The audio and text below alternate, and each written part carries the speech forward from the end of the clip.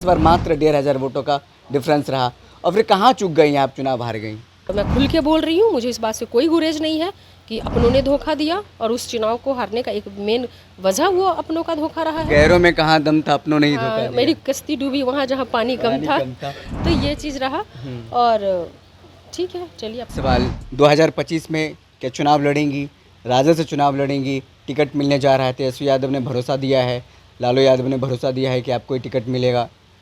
देखिए मुझे ये लगता है कि मेरा टिकट कटा कब मिलेगा, तो तब आता है जब कटता है। कटा कब? जल मीनार लगा हुआ है लेकिन उसे पानी नहीं आ रहा है। जल नल योजना हमने खोजा तो टोटी लगा हुआ है लेकिन उसे पानी नहीं आ रहा है। क्या स्थिति है, क्या हालत है वहाँ पर? वाटर क्राइसिस इतना क्यों है? अभी देखिए, जो भी जनप्रतिनिधि रहे इतने वर्षों से, उन्होंने वाटर प्रिजर्वेशन पे काम नहीं किया, रेन वाटर हार्वेस्टिंग पे काम नहीं किया, रेन वाटर मैनेजमेंट पे काम नहीं किया। लोग चुनावी मौसम में आते हैं मेढक की तरह। रितु जायसवाल को कोई तैयारी करने की ज़रूरत नहीं, क्योंकि मेरी तैयारी 5 साल तक चली है। मैं 5 साल तक जनता के बीच में रहूँ। मैंने यहाँ के नेताओं को जनता के बीच में रहना सिखा दिया। आगजनी हो तब, दुर्घटना हो तब, मौत हो तब, जनता का अगर कुछ ज़रूरत है तब आसानी से कैसे कोई नेता को अवेलेबल रहना चाहिए, वो मैंने यहाँ के जनप्रतिनिधियों को सिखाया है। नमस्कार, दर्श न्यूज़ में आपका स्वागत है। मैं हूं आपके साथ विशाल। दर्श न्यूज़ निकली है सीतामढ़ी ज़िले में और तमाम जो विधानसभा क्षेत्र हैं कवर करने के लिए। हमने परिहार विधानसभा क्षेत्र कवर कर लिया है। जनता के जो मुद्दे हैं हमने आपको दिखाया, समझाया किस तरीके से क्या कुछ समस्याएं हैं। पानी का जल संकट हो या फिर रिश्वतखोरी का मामला हो, भ्रष्टाचार का मामला हो, सड़क बना है तो किस स्थिति में है, क्या हालत में है। नीतीश कुमार कहते हैं कि हमने सड़क का जाल बिछा दिया, हालत आपने देखा, कीचड़ भरा पड़ा है। ऐसे में जो वर्तमान के विधायक हैं गायत्री देवी मिल नहीं रही है। कॉल हमने उनको किया था, फ़ोन उठाया नहीं। हालांकि चलिए, जो 2020 की बात करें, 2020 में रितु जायसवाल जो कि राजद के टिकट चुनाव लड़ी, मात्र 1,500 वोट से चुनाव हारी। रितु जायसवाल के बारे में परिचय और थोड़ा दे दें कि सिंहवाहिनी पंचायत की मुखिया रही हैं। सिंहवाहिनी पंचायत को लेकर के कितना इन्होंने काम किया, नेशनल स्तर से लेकर के इंटरनेशनल स्तर पर इनको प्राइज़ भी, अवार्ड भी मिल चुका है। हमारे साथ बातचीत करने के लिए मौजूद हैं, क्योंकि विपक्ष में अभी हैं, लगातार घूम रही हैं। 2020 में विधानसभा का चुनाव 1,500 मतों से हारी और 25 से फिर से चुनाव होना है, जनता के फिर बीत जाएंगी। तो इस बार मैम क्या है, क्योंकि मुद्दे हमने देखे, जनता ने क्या कुछ बताया हमने सुना, कई लोग कई बातें कह रहे हैं, विकास कुछ नहीं हुआ है। आप क्या देख पा रहे हैं? आप भी जनता के बीच जा रही हैं, घूम रही हैं। भाई, अगर विकास हुआ होता ना तो सबसे पहली बात मैं ही यहाँ ना होती। मैं अभी दिल्ली में रह रही होती आराम से, जैसे मैं रह रही थी। मैं यहाँ पे मुखिया इसलिए बनी क्योंकि तथाकथित जो भी वर्तमान विधायक ये कहते हैं कि हमारी सरकार आने से सड़कें आ गई और बिजली आ गई। सिंहवाहिनी पंचायत जहाँ से मैं मुखिया बनी हूँ, वो एक ऐसा पंचायत था जहाँ प्रधानमंत्री ग्राम सड़क योजना की सड़कें नहीं बनी थी, मतलब नहीं बनी थी। अगर सड़कें आई थी तो विधायक महोदय वर्तमान और पूर्व विधायक रामनरेश यादव जी ये बता दें कि सिंहवाहिनी पंचायत में प्रधानमंत्री ग्राम सड़क योजना की सड़क 2016 से पूर्व में क्यों नहीं बनी थी। उस वक्त आप जो विकास का बताते हो, प्रचार कर रहे हो, उसमें सिंहवाहिनी को क्यों छोड़ दिया था? कोई दुश्मनी थी? आप कहते हो कि बिजली पहले था क्या, अब आया है बिजली, तो सिंहवाहिनी को बिजली से क्यों अलग रखा था? सिंहवाहिनी पंचायत में बिजली नहीं आई, उसका पहला खंबा भी जो लगा और पहला बल्ब भी जो जला वो रितु जायसवाल के आने के बाद जला। तो आपकी योजनाएं थीं तो आपने सिंहवाहिनी और बगल के नरगा वर्गा जैसी जगहों को, मल्हा टोल है वहाँ पे, वहाँ तक भी बिजली नहीं आई थी मेरे आने के बाद की मैं बात बता रही हूँ, 2016 की। आप तो 2005 के बाद से वो कर रहे हो, मैं 2016 की बात कर रही हूँ। कहाँ थे? क्यों नहीं बनी थी सड़कें? तो मैं दूसरे का क्या देखूं? मैं तो अपने पंचायत में देख रही हूँ कि मुझे बच्चों को हॉस्टल में रख करके मुखिया का चुनाव लड़ना पड़ा, सिर्फ इस वजह से क्योंकि पंचायत में न सड़क थी, न शौचालय, न बिजली का एक खंबा, एक बल्ब तक नहीं था। भाई, ये स्थिति थी। और आज भी आप अपना ये विकास का वो कार्य किस चीज़ से विकास को नापते तोलते हो भाई? शैक्षणिक अगर क्षेत्र की बात करें तो आपका क्या योगदान है? कौन सा आपने ऐसा काम कर दिया? एक भी सरकारी बीएड कॉलेज इस क्षेत्र में नहीं है विधानसभा में, एक भी सरकारी आईटीआई नहीं है, एक भी सरकारी नर्सिंग कॉलेज नहीं है, एक भी सरकारी पॉलिटेक्निक कॉलेज नहीं है। तो जब एक भी सरकारी पॉलिटेक्निक कॉलेज नहीं, नर्सिंग कॉलेज नहीं, आईटीआई नहीं, बीएड कॉलेज नहीं, आपका शिक्षा के क्षेत्र में मतलब आप ज़ीरो। यही है स्थिति। उद्योग धंधों के लिए आपने क्या किया? उद्योग धंधे, कौन सी फैक्ट्री? आपने 20 सालों से आपकी सरकार है, माइग्रेशन सबसे ज़्यादा पलायन जो है वो उस क्षेत्र से, आपने उसको रोकने के लिए आपने क्या काम किया?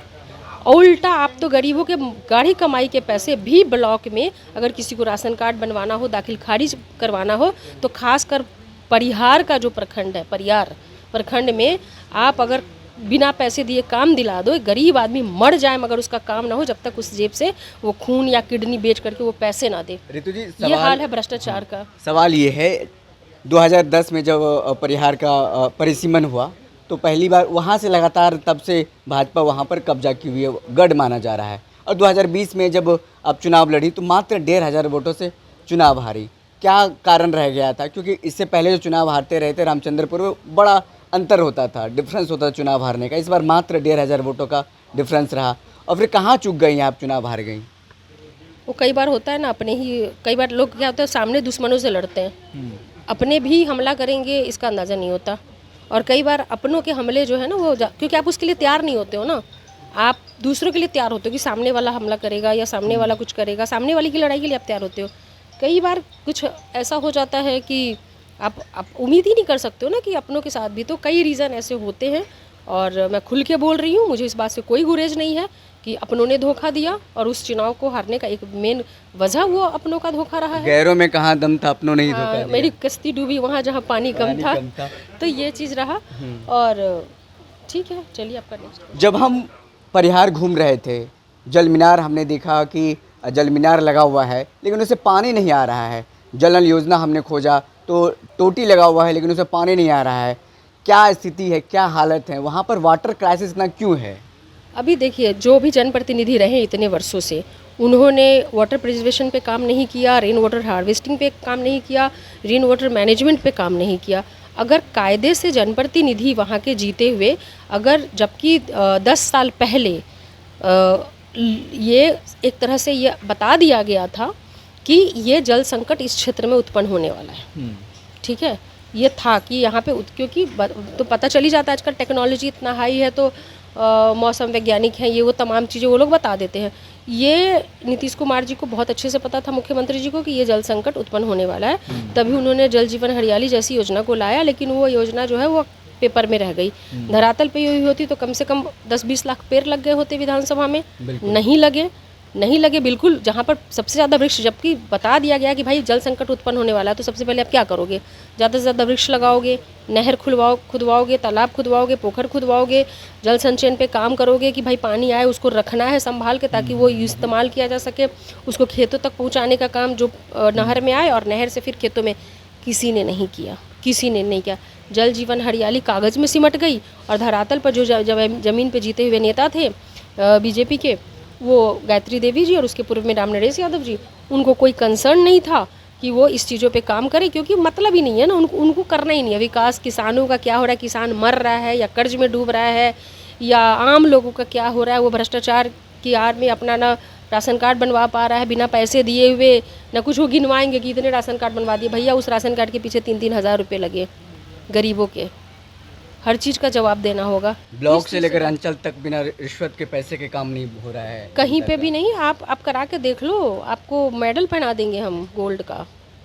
ये स्थिति है कि आप करा नहीं सकते। भ्रष्टाचार चरम पे, बगैर पैसा लिए हुए कुछ नहीं, ना थाना हिलेगा ना ब्लॉक हिलेगा, कुछ नहीं। सिंहवाहिनी पंचायत में जो आपने काम किया, कई आपको अवार्ड मिले हैं। क्या परिहार में चूक हो गई या फिर परिहार की जनता आपको उस तरीके से समझ नहीं पाई? और फिर 2025 में हम क्या पा रहे हैं, क्या समझ रहे हैं? क्योंकि राजद ने आपको 2020 में टिकट दिया, फिर 2024 में लोकसभा चुनाव लड़ा है, इस बार 25 में क्या होने जा रहा है? और आपको महिला विंग का प्रदेश अध्यक्ष बनाया गया है। हाँ, मैं 2 साल से महिला विंग की प्रदेश अध्यक्ष हूँ। मैंने पार्टी में महिला विंग को मजबूत करने का काम किया है, और उसका असर आपको दिख भी रहा होगा कि जहाँ कहीं भी यात्रा हो रही है, पहले पुरुष ही दिखते थे, अभी ही जो यात्रा चल रही है वोट बचाओ, तो पहले क्या होता था, किसी तरह की रैली होती थी या कुछ भी, जब उन्होंने गांधी मैदान में भी रैली करी थी, तो पहली बार ऐसा हुआ था कि 10,000 महिलाएं भी उस रैली का हिस्सा बनी थी। और मुझे उस वक्त जुम्मा 4 से 5 महीने हुए थे महिला अध्यक्ष का पद मिले हुए। तो उसके बाद मैंने वहाँ पर 10,000 महिलाओं की भीड़, उसके अलावा आप देखोगे कि जो संवाद चला तेजस्वी जी का, उसमें भी महिलाओं की भीड़ दिखी। अभी भी जो चल रही है, उनकी हर जगह यात्रा चल रही है, वोट बचाओ यात्रा, उसमें भी आप देखोगे कि महिलाओं की भागीदारी अच्छी खासी आपको हर जगह दिखेगी। तो मैंने अपना काम पार्टी के प्रति पूरी ईमानदारी से किया। मैंने कहा पार्टी ने जो जिम्मेवारी मुझे दी है उसके प्रति मुझे ईमानदार रहना, पूरी मेहनत और ईमानदारी से मैं अपना काम कर रही थी और कर रही हूँ, करती रहूँगी भी। यहाँ की बात रही, मुझे पार्टी ने भरोसा किया, मुझे टिकट दिया। मैंने कहा आपको कि गैरों में कहाँ दम था, है ना, अपनों ने लूटा। तो ये बात मैं कह चुकी हूँ। और साथ में देखिए, जनता मालिक होता है, जनता ने मुझे पूरा सपोर्ट दिया, उनका पूरा आशीर्वाद परिहार की जनता का मुझे मिला। पर मुझे लगता है कि उस धोखे के लिए परिहार की जनता भी तैयार नहीं थी, उनको भी बहुत दुख हुआ है। खैर, लेकिन फिर भी उनकी जो भी उनके सिर आँखों पे जो भी रिजल्ट रहा, मैंने 5 साल परिहार में, मैं क्षेत्र छोड़ के भागी नहीं हारने के बाद भी।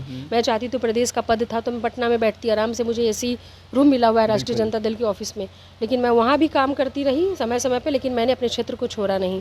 लोग चुनावी मौसम में आते हैं मेढक की तरह, रितु जायसवाल को कोई तैयारी करने की ज़रूरत नहीं, क्योंकि मेरी तैयारी 5 साल तक चली है। मैं 5 साल तक जनता के बीच में रहूँ, मैंने यहाँ के नेताओं को जनता के बीच में रहना सिखा दिया। आगजनी हो तब, दुर्घटना हो तब, मौत हो तब, जनता का अगर कुछ ज़रूरत है तब आसानी से कैसे कोई नेता को अवेलेबल रहना चाहिए, वो मैंने यहाँ के जनप्रतिनिधियों को सिखाया है। कितना सीख पाए उसका तो भगवान मालिक है, लेकिन इतना तो ज़रूर सिखा दिया है कि जनता का वोट लोगे तो जनता के बीच में रहना पड़ेगा, जनता का वोट चाहिए तो जनता का काम करना पड़ेगा। आखिरी सवाल, 2025 में क्या चुनाव लड़ेंगी? राजद से चुनाव लड़ेंगी? टिकट मिलने जा रहा है, तेजस्वी यादव ने भरोसा दिया है, लालू यादव ने भरोसा दिया है कि आपको टिकट मिलेगा। देखिए मुझे ये लगता है कि मेरा टिकट कटा कब मिलेगा, तो तब आता है जब कटता है। कटा कब? आप इतने कम मार्जिन से आप हारे हो, तो वो होता है ना कि एक नंबर से किसी बच्चे का एग्ज़ाम यूपीएससी छूट गया, तो सबसे ज़्यादा संभावना रहता है कि उसी एक नंबर से छूटे बच्चे का निकल जाएगा, क्योंकि वो 5 साल और पढ़ा है या मेहनत किया है। ठीक है, तो सबसे ज़्यादा संभावना तो उसी की होती है जिसका 1 नंबर 2 नंबर से छूट जाए, नहीं होता तो फिर भी निकल जाता है कि परीक्षा दो। लोगों का सेट ऑफ माइंड है कि सफलता वो देखते हैं ज़्यादा, सक्सेस देखते हैं, सक्सेस रेट क्या है, सक्सेस हुआ है कि नहीं, नौकरी लग गई, सरकारी नौकरी है, प्राइवेट नौकरी है, सरकारी नौकरी ज़्यादा तब मुझे इतना तो तय होता है ना कि सबका पहली बार में नहीं निकल जाता है ना। बिल्कुल। क्या जितने भी सक्सेस रेट आप देखोगे तो उस सक्सेस के पीछे का स्टोरी भी देख लो, पहले अटेम्प्ट में निकला कि दूसरे अटेम्प्ट में निकला कि तीसरे अटेम्प्ट में निकला, है ना। और उसका रीज़न क्या रहा, सबसे बड़ी बात, क्या वो बच्चा जो है परीक्षा देने वाला भूसगोल था, या उसको पन्ना बदल दिया गया, पन्ना बदल दिया गया, या क्या था भाई? जनता ने पूरा सपोर्ट दिया था। जनता को मैं कोई परिहार की जनता को मैं एक रत्ती ब्लेम नहीं करूंगी, बहुत समझदार है, बहुत सही है। और स्टूडेंट भी जो परीक्षा दे रहा था, यानी मैं रितु जायसवाल, वो भी भूसगोल नहीं है, ठीक ही थे। कभी कभी किस्मत होती है, तकदीर होती है, चीज़ें होती हैं, हो गई चीज़ें, लेकिन क्या मैं उससे घबरा करके मैंने जनता के बीच में आना छोड़ दिया? नहीं छोड़ा, मैं जनता के बीच में हूँ, आज भी बनी हुई हूँ। लोग कहते हैं चुनाव का समय है तो क्षेत्र में रहो, मैं तो 5 साल तक लगातार क्षेत्र में हूँ। तो मुझे जो 5 साल तक पढ़ता है ना बच्चा, उसको परीक्षा के टाइम पे रात रात भर जग के पढ़ने की ज़रूरत नहीं होती है, 10 दिन 20 दिन और 1 महीना। हम पूरे साल रूटीन में पढ़े हैं, इतने घंटे की पढ़ाई, यानी जनता के बीच में रहे हैं। तो कुछ लोग होते हैं ना कि चुनाव आएगा तब ही जाएंगे जनता के बीच में, परीक्षा सिर पे आ गया, डेट अनाउंस हो गया तब भी जाएंगे पढ़ने के लिए। मेरा वो नहीं है। एक सवाल मेरे मन में आया है, ऐसे आखिरी करने वाले थे, लेकिन आपके ही पार्टी से वहाँ पर अब परिहार विधानसभा क्षेत्र में ही कुछ लोग लॉबिंग कर रहे हैं कि वहाँ से चुनाव लड़ेंगे, बड़े नेता हैं राजद के ही, आपको पता होगा ये सब चीज़ें। देखिए, पार्टी जब टिकट मिलने से पहले सब लोग करते हैं कोशिश, उसमें कोई बुराई नहीं है। उनको लगता है कि वो भी काबिल हैं, वो भी काबिल है, वो भी काबिल है, तो अगर जो भी लोग अगर हैं तो वो कोशिश कर रहे हैं। दिक्कत तब नहीं होनी चाहिए कि जब किसी एक को टिकट मिल गया तो किसी को गद्दारी नहीं करना चाहिए। आज बेशक 4 लोग घूम रहे हो, घूमे, उनका अधिकार है, वोट मांगने का अधिकार सबको है, मतलब सीट मिले, वो विधायक बने, भाई पार्टी के कार्यकर्ता हैं, छोटे कार्यकर्ता, बड़े कार्यकर्ता, जो भी है पार्टी के लिए जान दिया है उन्होंने, तो उनका अधिकार है मांगने का, क्यों नहीं मांगना चाहिए उनको। अभी भी कई लोग हैं जो एकदम ज़मीनी कार्यकर्ता से उठ करके आए हैं, उनको क्यों नहीं मांगना चाहिए? मांगना चाहिए, लेकिन साथ में ही अगर उनको ये भी सोचना चाहिए कि अगर किसी को मिल गया तो उसको सपोर्ट करना चाहिए। ये नहीं कि मिल गया तो अब इसको हराओ और अगली बार हम खुद कैंडिडेट बन के आ जाएंगे, हम खुद नहीं आए तो अपने परिवार के किसी को कैंडिडेट बना के उतार देंगे। ये गलत है, ये मानसिकता गलत है। या तो एक्सेप्ट करो पार्टी को पूरी तरीके से कि भैया तुमने हमारा टिकट काट दिया तो हम विरोध करते हैं, हम पार्टी ही छोड़ दे रहे हैं, इसी मानसिकता तो का ये शिकार गद्दारी नहीं होगी, तो गद्दारी नहीं होगी ना कि भाई अपने आप उस उनके राष्ट्रीय जनता दल ने अगर किसी व्यक्ति का टिकट काट दिया, जी आप उससे दुखी थे, तो आप गद्दारी करने के बजाय आप पार्टी छोड़ देते बिल्कुल। कि भाई चलो हमको आपका ये निर्णय पसंद नहीं आया। रह के जो घात करता है ना, विश्वासघात, वो बड़ा धोखा देता है, वो बड़ा तकलीफ देता है। ये किसी के साथ भी नहीं होना चाहिए, भगवान ना करे कि ये किसी को भी फेस करना पड़े। या तो फिर वो हिम्मत रखनी चाहिए कि आपका ये निर्णय मुझे पसंद नहीं आया, मैं पार्टी को छोड़ता हूँ, या तो वो हिम्मत रखिए। गद्दारी नहीं होना चाहिए, ये बात तकलीफ देती है। और मैं तो कामना करूँगी कि किसी के साथ भी ना हो ऐसा, किसी के साथ भी नहीं, क्या पक्ष क्या विपक्ष, किसी के साथ भी नहीं होना चाहिए। चलिए, बहुत बहुत शुक्रिया हमारे साथ बातचीत करने के लिए। दर्श न्यूज़ लगातार देखिए, परिहार घूम करके और भी कई जो विधानसभा घूम रहे हैं और लोगों के जो मुद्दे हैं उसको समझने की कोशिश कर रहे हैं, क्या उनकी परेशानी है। जो मौजूदा विधायक उन्होंने कितना क्षेत्र में काम किया है, उनका रिजल्ट सामने आने वाला है अब।